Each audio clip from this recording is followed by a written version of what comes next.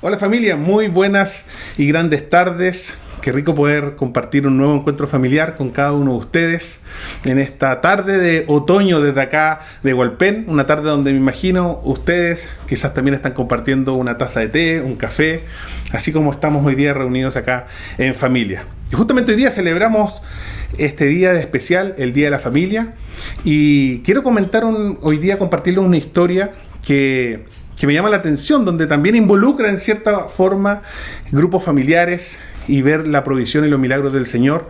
Creo que va a ser una bendición para cada uno de nosotros tomar las lecciones que nos deja esta historia. Y voy a pedirles por favor que me acompañen el día de hoy a una historia bien particular que está en el Evangelio de Marcos, capítulo 6. Es una historia que hemos compartido, que hemos enseñado, que hemos estudiado muchas veces, pero hoy día quiero que la enmarquemos desde una perspectiva diferente. Los versículos 35 al 52 es donde se enmarcan dos milagros muy especiales del Señor Jesús junto con sus discípulos y que hoy día nos van a dejar grandes lecciones. Voy a leer desde la Nueva Versión Internacional y dice así, desde el verso 35. Cuando ya se hizo tarde, se le acercaron sus discípulos y le dijeron: este es un lugar apartado y ya muy tarde. Despide a la gente para que vayan a comer a los campos y pueblos cercanos y se compren algo de comer. Jesús llevaba un buen tiempo ya predicándole a aquellas personas que se aglutinaron ese día para escuchar una palabra fresca de parte del Señor. Y Jesús les contesta, verso 37, denles ustedes mismos de comer. Pero esto costaría casi un año de trabajo, objetaron los discípulos. ¿Quieres que vayamos y gastemos todo ese dinero en pan para darles de comer? Y ahí Jesús, como le caracteriza generalmente, ante ese tipo de preguntas, él responde con otra pregunta. ¿Cuántos panes tienen ustedes? Preguntó. Vayan a ver. Y después de averiguarlo le dijeron 5 panes y 2 pescados. Entonces les mandó a que hicieran que la gente se sentara por grupos sobre la hierba verde. Así que ellos se acomodaron en grupos de 100 y de 50. Jesús tomó los 5 panes y los 2 pescados y mirando al cielo los bendijo. Luego partió los panes y se los dio a sus discípulos para que se los repartieran a la gente. También repartió los 2 pescados entre todos y comieron todos hasta quedar satisfechos. Y los discípulos recogieron 12 canastas llenas de pedazos de pan y pescado. Los que comieron fueron 5,000. Luego el verso 45 dice que enseguida de este milagro, de este acto sobrenatural, Jesús hizo que sus discípulos subieran a la barca y se adelantaran al otro lado, a Betsaida, mientras él despedía a la multitud. Cuando se despidió, fue a la montaña para orar. Al anochecer, la barca se hallaba en medio del lago y Jesús estaba en tierra solo. En la madrugada, vio que los discípulos hacían grandes esfuerzos para remar, pues tenían el viento en contra, y se acercó a ellos caminando sobre el lago e iba a pasarlos de largo. Los discípulos, al verlo caminar sobre el agua, creyeron que era un fantasma y se pusieron a gritar, llenos de miedo por lo que veían. Pero él habló enseguida con ellos y les dijo: cálmense, soy yo, no tengan miedo. Subió entonces a la barca con ellos y el viento, dice la Biblia, se calmó de inmediato. Y estaban sumamente asombrados porque tenían la mente embotada y no habían comprendido lo de los panes. Esta es una tremenda enseñanza. Vemos 2 milagros sobrenaturales, ¿cierto? La alimentación de los 5,000 registrada en los evangelios y también a Jesús acá caminando sobre el agua. Pero el día de hoy quiero que estudiemos lo que sucede en medio de estos 2 milagros. Podemos decir que cada milagro podría ser el marco de la fotografía y lo que está sucediendo en medio es donde quiero que pongamos el enfoque. Vemos esta historia sobrenatural. 5,000 hombres, dice la Biblia, estaban justamente en esa hierba, en ese campo, escuchando la palabra de Dios. Sabemos que en este tiempo se contabilizaba solamente a los hombres mayores de 20 años. Por consiguiente, podríamos, sin temor a equivocarnos, considerar que al menos habían 15,000 personas escuchando ese mensaje.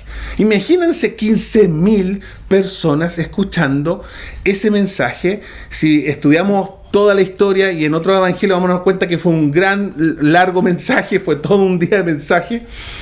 Y la gente, de alguna forma reunida ese día, incluso prefirió, más que ir a comer de vuelta al pueblo, de vuelta a sus hogares, decidió escuchar la palabra del Señor. Aquí se cumple lo que Jesús ya había enseñado hace un tiempo antes, ¿cierto? No solo de pan vivirá el hombre, que en Mateo capítulo 4, sino de toda palabra que salga de la boca del Señor. Ellos decidieron escoger la palabra por sobre su alimentación. Imagínense estas familias, 15.000 personas, si consideramos que todo varón mayor de 20 años, al menos quizás podría haber estado casado, acompaña a su esposa, al menos un hijo cada uno, 15.000 personas reunidas.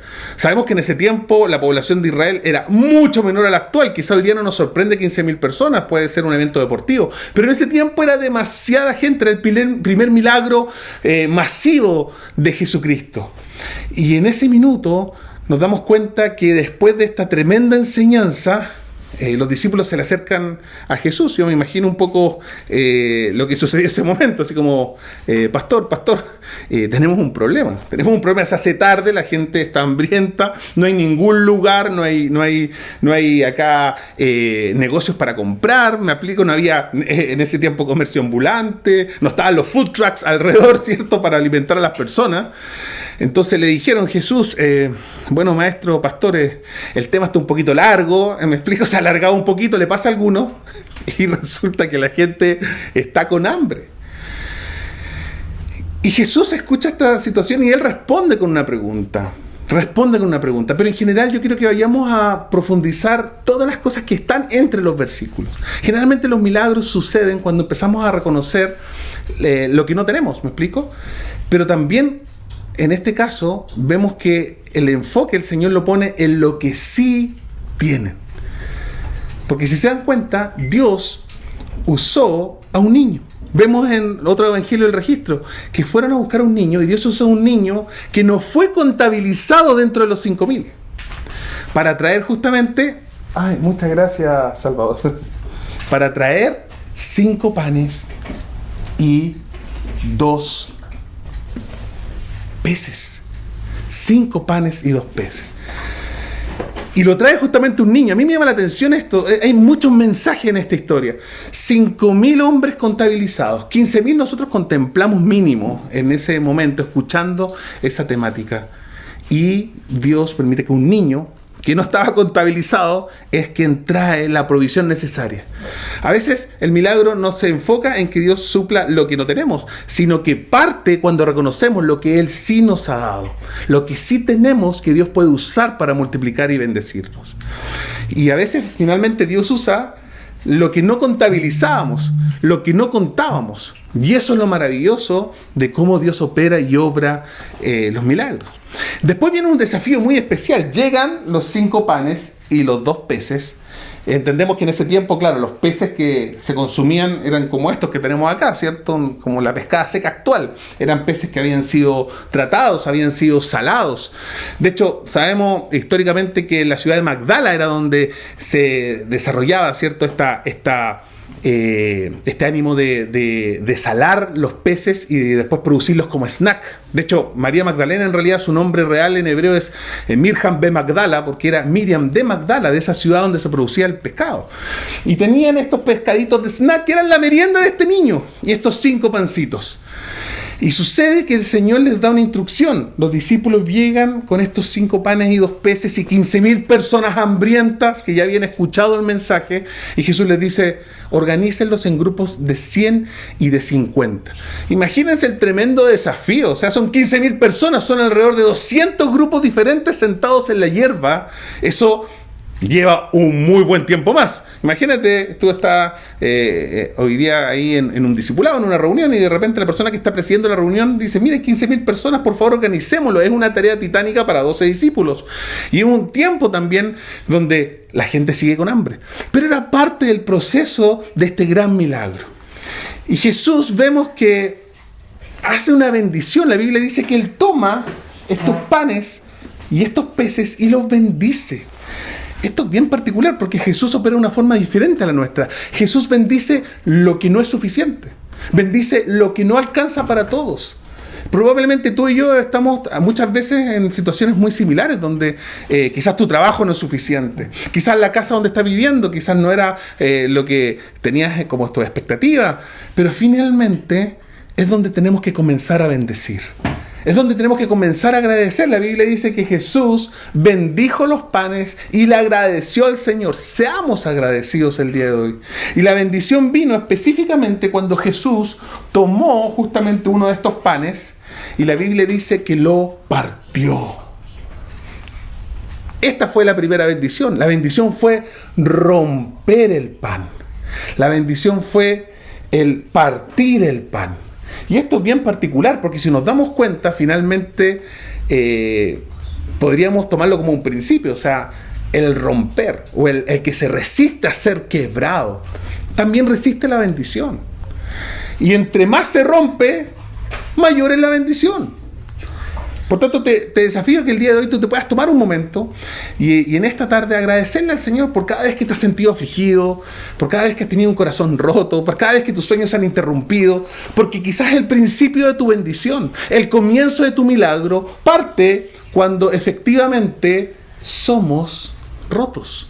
Quizás esta bendición va a partir justamente el día de hoy cuando te experimentas que tu corazón se ha partido. Quizás este es el momento de la inflexión que Dios está buscando para poder volcar su milagro. Y Jesús, maravillosamente, después de bendecir, de agradecer por estos 5 pancitos y estos 2 peces, Él usa a sus discípulos. ¿Para qué? Para alimentar a la gente.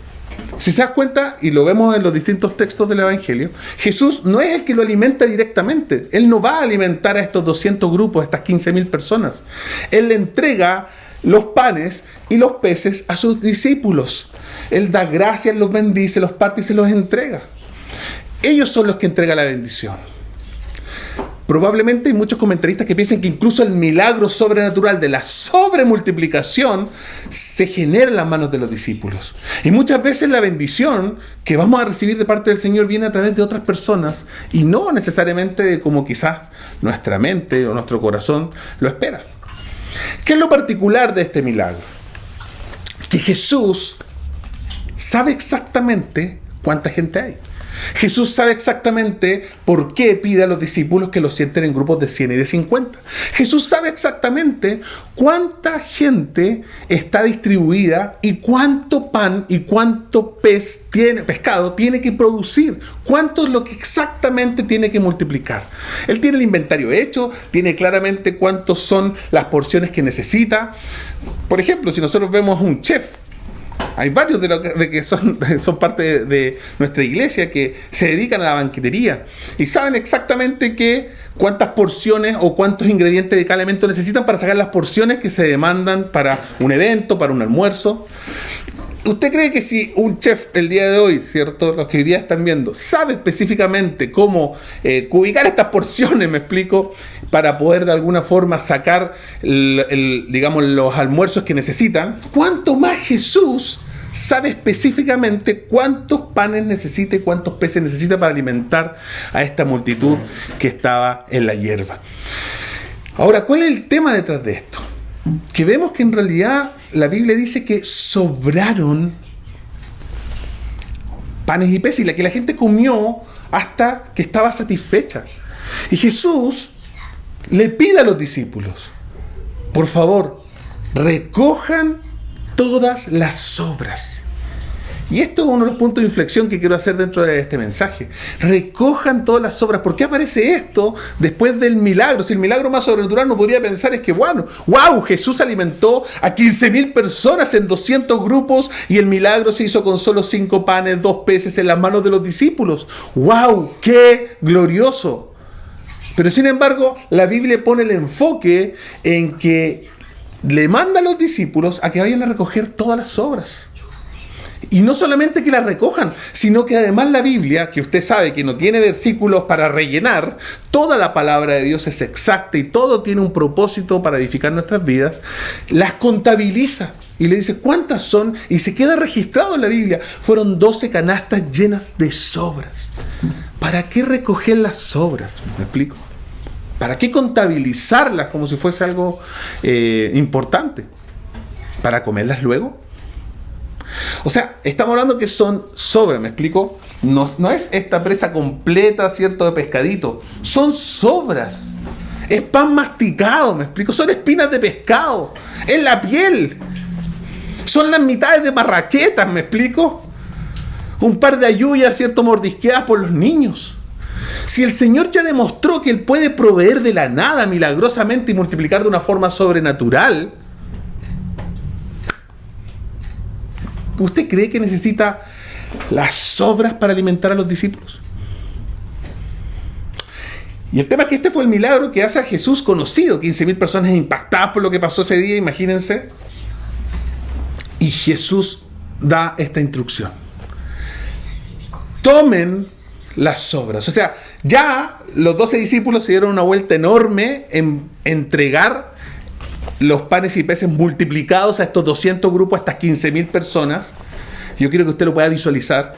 Y luego que terminan de comer y estaban satisfechos y ya había caído la noche, probablemente estaba atardeciendo, Jesús más encima les dice a los discípulos: ahora vayan y recojan en las sobras. Imagínense los 12 discípulos, cada uno con una canasta, y vuelven con 12 canastas llenas de espinas de pescado, de piel de pescado, del batido, ¿cierto?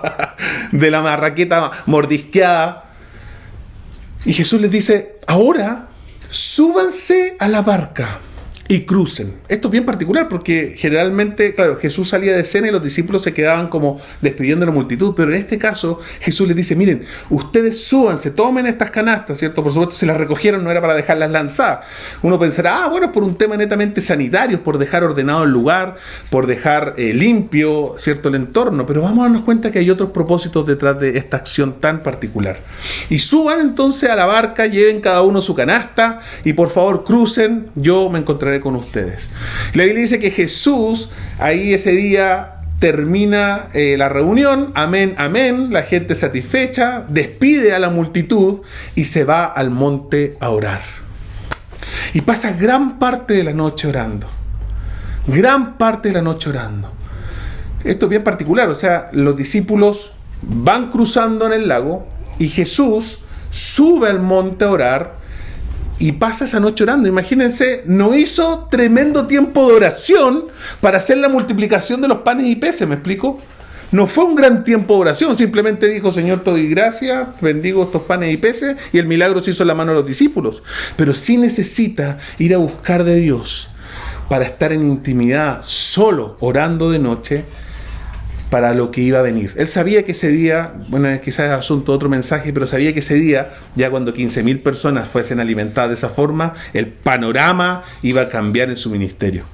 Y él oraba, y a la cuarta vigilia de la noche, dice la Biblia, en la madrugada, dicen otras versiones, finalmente a las 3 de la mañana, y ya llevaba varias horas orando, el clima comenzó a cambiar en el lago. Se levanta el viento y sus discípulos están en problemas. Y la Biblia dice que él supo que estaban en problemas. Porque Él es omnisciente, me explico, es omnipresente, es omnipotente, y Él sabe nuestra necesidad. Claramente en el monte Él no puede escuchar los gritos de desesperación de sus discípulos, pero Él sí lo sabía. Y eso es lo maravilloso.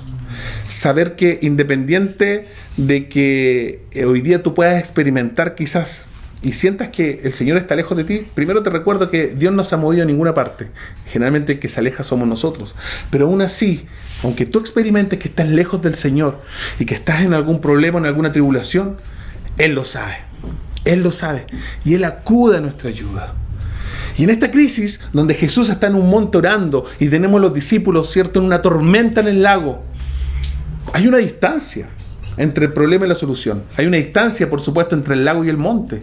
Imagínense, 3 de la mañana, absolutamente oscuro, el lago Genesaret, Tiberiades o el mar de Galilea, como refleja la Biblia. Hay una distancia, hay una oscuridad y hay una tormenta. Pero para Jesús eso no es un problema. Y la Biblia dice que Jesús se acercó a ellos. Se acercó a ellos. Eso es lo precioso de nuestro Señor. Él no necesitó pedir un Uber para venir a ayudarnos, ¿me explico? Él se acercó. Sabemos que hay una distancia importante cuando hemos estado en Israel y conocemos dónde se desarrolló la alimentación de los 5.000, más o menos las dimensiones del lago y del mar de Galilea. Sabemos que en realidad la distancia no era para como ir caminando rápidamente, pero en la sobrenaturalidad del Señor, Él se acerca a ellos al lado de la barca para ayudarnos. Y lo más maravilloso es que el gran problema era que el viento estaba generando una tormenta, las olas estaban por volcar la barca y Jesús camina por sobre aquello que nos quiere hundir. Camina sobre tu problema y sobre el mío.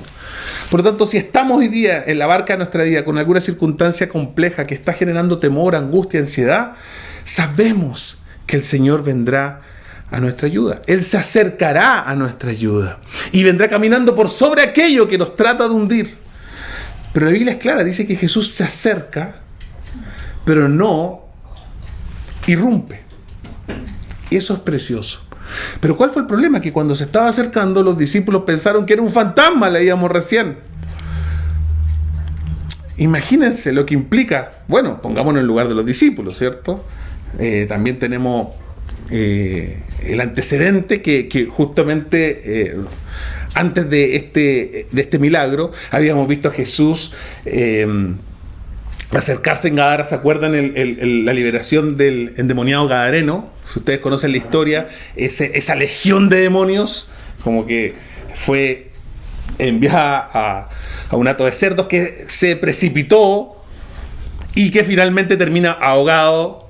Es ese grupo de cerdos que termina ahogado en el mar de Galilea. Por lo tanto, bueno, pensemos quizás que los discípulos, ¿cierto?, que están aprendiendo en su fe, habrán pensado: ¡wow! Son esos demonios, son los cerdos que cayeron, que de alguna forma hoy día vienen a atormentarnos por causa de lo que le hicimos.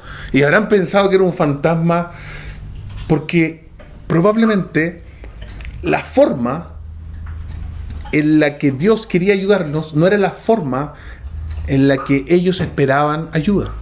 Y ese es un gran problema, es el problema de la religión finalmente, que te enseña finalmente una ilustración de Dios y te establece esquemas de forma en la que Él se acerca, pero cuando Él viene a ayudarnos de otra manera, cuando usa una circunstancia diferente, cuando usa una persona que quizás nosotros no teníamos en consideración, rechazamos la ayuda del Señor.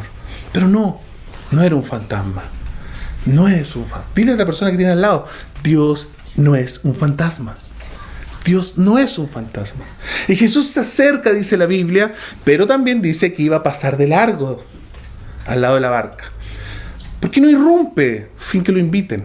Recuerden, Él está tocando la puerta del corazón. Si alguien oye y abre e invita, ciertamente Jesús, como buen caballero, va a venir a nuestro rescate. Él está esperando nuestra invitación.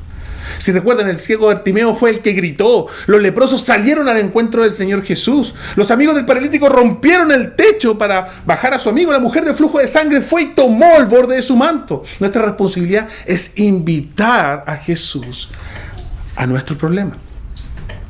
Entonces, ¿cuál es el gran problema que tenemos muchos de nosotros? Que en realidad, si hemos tenido daños, si hemos tenido rechazos, si hemos tenido ciertos prejuicios, siempre hemos tenido una idea muy preconcebida respecto de cómo deben de suceder las cosas. ¿Cuál es el desenlace de lo que esperamos?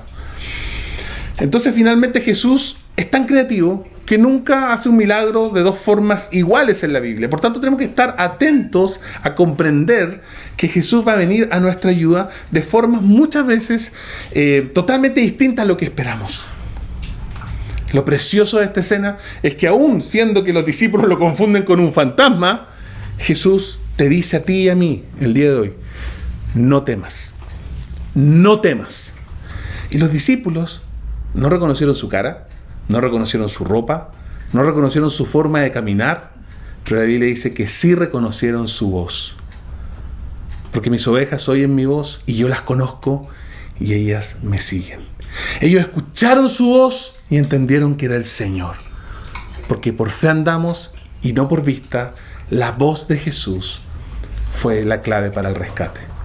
Y ahí recién, cuando Jesús iba a pasar de largo y sus discípulos reconocen su voz, Jesús sube al bote. Y la Biblia dice que cuando sube al bote, el viento se calmó. El viento se calmó automáticamente. Jesús aquí no reprende los vientos como en otros milagros. Jesús no reprende el viento. Él pone un pie sobre la barca y una taza de leche en el lago. A mí me llamó mucho la atención, porque eso quiere decir que en realidad lo que estaban viviendo los discípulos no era una tormenta, era una prueba. Era una prueba del Señor en un ambiente controlado por Él. Finalmente, si recuerdan, Él les dijo: tomen la canasta, recojan las sobras, pónganla en el barco, súbanse a la barca y crucen. Yo no voy con ustedes. Él fue el que desarrolló todo este escenario. Mientras Él se apartaba a orar, Él les dijo que tenían que cruzar. La tormenta fue una oportunidad de enseñanza en un ambiente controlado. Y esto es lo que me llama la atención de esta historia. Porque esta prueba podríamos compararla como la revista de puzzles. ¿Conocen las revistas de puzzles que generalmente venden en los kioscos y uno como que sabe que tiene el desafío de completarlo? Pero también sabe que en la última hoja, generalmente hay que dar vuelta a la revista, vienen las soluciones en la hoja final. El puzzle de esta situación era esta tormenta. Pero ¿cuál es la solución? ¿Por qué en cierta forma estamos sometidos a esta prueba? ¿Por qué Jesús nos puso en esta barca? ¿Por qué Jesús nos pidió que cruzáramos? ¿Por qué Jesús nos pidió que recogiéramos esas canastas con esas sobras, las pusiéramos en esta barca, cruzáramos sin Él y Él se apartara a orar? ¿Qué es lo que Jesús está tratando de formar en nuestro corazón? Y la clave está en el versículo 52, el último versículo que leímos al comienzo de este mensaje. Lo que ellos no lograron comprender era que la respuesta a esta prueba, la solución a este puzzle, estuvo todo el tiempo con ellos en la barca. El verso 52 dice que porque tenían la mente embotada, no habían comprendido lo de los panes. Otra versión diría, tenían el corazón demasiado endurecido para comprenderlo. Y uno dice, pero ¿qué tiene que ver lo de los panes en las canastas? Si estamos en otro título de la Biblia, estamos en otro milagro, ya lo de la alimentación de los 5.000 pasó, me explico, se cerró, mi Biblia tiene otro título, hay un espacio, es un nuevo milagro. ¿Por qué hace referencia nuevamente a esto? Y esto es lo impresionante de este milagro, que en realidad no es que sean dos milagros, ¿me explico? Es un gran milagro donde en realidad el propósito, más allá que alimentar a 5.000 personas o calmar el viento al poner un pie sobre la barca, todo esto circula en torno a la fe de los discípulos. A la fe de los discípulos. Si usted se da cuenta, Jesús, a Él no le decepciona que no le reconocieran y lo confundieran con un fantasma. A Él no le decepcionó que tuvieran miedo en algún minuto. Lo que realmente le complicó era que no comprendieran el milagro de las canastas. Porque la respuesta al puzzle, la solución a este problema, eran esas 12 canastas de sobras. De sobras. De hecho, ese era el propósito de estas canastas. Era recordarles que si Dios hizo ese gran milagro, puede hacer mayores cosas aún. Las canastas llenas de sobras en las barcas eran su recordatorio. Y esa era la prueba para sus discípulos. Este era el meollo de todo este asunto. Jesús sabía que el milagro de la alimentación de los 5.000 en realidad tenía que ver con la provisión de alimentación para aquellas 15.000 personas que vienen a escuchar la palabra. Pero la enseñanza para sus discípulos tenía que ver con que si ellos sabían que el milagro se desarrolló en sus manos y que el Señor, estando con ellos, bendiciendo y agradeciendo, permitiría que ellos fueran herramientas en sus manos para poder desarrollar milagros sobrenaturales, y que se le había delegado autoridad, que se le había delegado al ser discípulos del Señor Jesús la fe y la convicción de saber que cosas gloriosas podían suceder de sus manos, Él los pone en esa barca junto con sus 12 canastas de sobras, no para que comieran las espinas de pescado, no para que picotearan los restos de marraqueta, sino para que recordaran lo que había sucedido recién. Y así, cuando se enfrenten a una prueba, solo tienen que mirar la canasta para darse cuenta de que si el Señor lo hizo una vez, lo hará otra vez. Lo hará otra vez. Esta escena es gloriosa. Es gloriosa. Si nos damos cuenta, ya las 15.000 personas alimentadas pasaron a segundo plano. Ya el que Jesús aparezca caminando sobre el agua y con un pie en la barca se calme la tormenta pasa a segundo plano. Lo trascendente es lo que el Señor está enseñando no solamente a esos discípulos en esa barca, atemorizados por el viento, sino lo que te está enseñando a ti y a mí esta tarde. Cada milagro, cada testimonio, cada manifestación del favor de Dios que tú has visto en tu vida es un recordatorio. Es tu canasta de sobras que ciertamente va a permitir que tú recuerdes en medio de la prueba que si el Señor ya lo hizo, lo va a volver a hacer. Te pregunto el día de hoy, ¿qué llevas en tu barca durante la prueba? ¿Qué llevas en tu barca durante la prueba? Porque sinceramente cuando me toca remar por la vida y nos encontramos con estas tormentas que no hemos provocado, con estas situaciones adversas que llegan a nuestra vida sin haberlas llamado, con estas tormentas que empiezan a afligir nuestro corazón, que empiezan a angustiar nuestra alma, la mejor forma de saber que el Señor vendrá en nuestra ayuda es recordar que Él ya lo hizo, que Él sigue en control y que servimos a un Dios soberano que no permitirá que nada pueda tocar tu vida y la mía sin su permiso, que tiene todo bajo control y que ciertamente sigue obrando para el bien de los que le aman. Ellos ciertamente obedecieron. Los discípulos pusieron las canastas en el bote, pero ellos no reconocieron su significado, porque su corazón estaba endurecido, porque su mente estaba embotada. Yo te pregunto, ¿cómo está tu corazón el día de hoy? ¿Cómo está tu mente? Pregúntale a la persona que tienes al lado mientras ves esta transmisión. ¿Cómo está tu corazón? ¿Se ha endurecido esperando la provisión?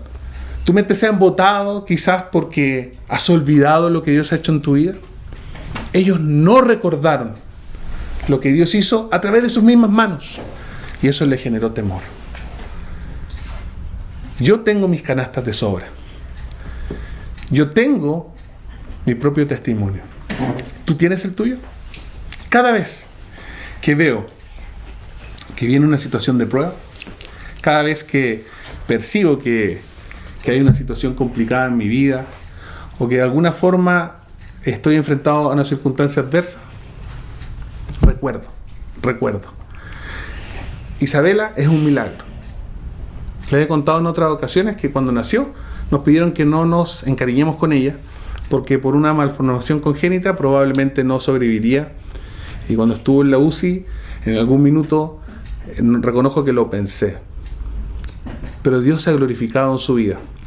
Y estos casi 7 años de caminar junto a ella me he dado cuenta que cada día que la veo sonreír es un testimonio y es un recordatorio que si el Señor lo hizo con ella, lo hará con cada uno de nosotros. Lo hará en nuestra vida. Lo hará ante cada prueba. Lo hará ante cada circunstancia.